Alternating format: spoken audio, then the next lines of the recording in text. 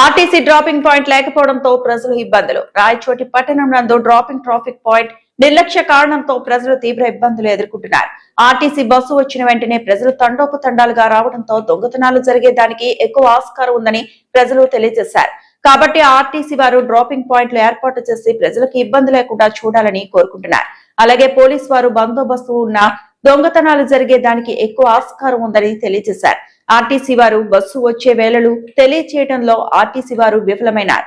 Police వారు దొంగతనాలు జరుగుతున్నాయని మైకుల ద్వారా తెలియజేస్తున్నారు. కాబట్టి మన రాష్ట్ర మంత్రి రాంప్రసాద్ రెడ్డి చొరవ తీసుకుని డ్రాపింగ్ పాయింట్లు ఏర్పాటు చేసి మరియు ఎలక్ట్రికల్ బస్సులను రాయచోటికి కూడా తెప్పించాలని ప్రజలు కోరుతున్నారు.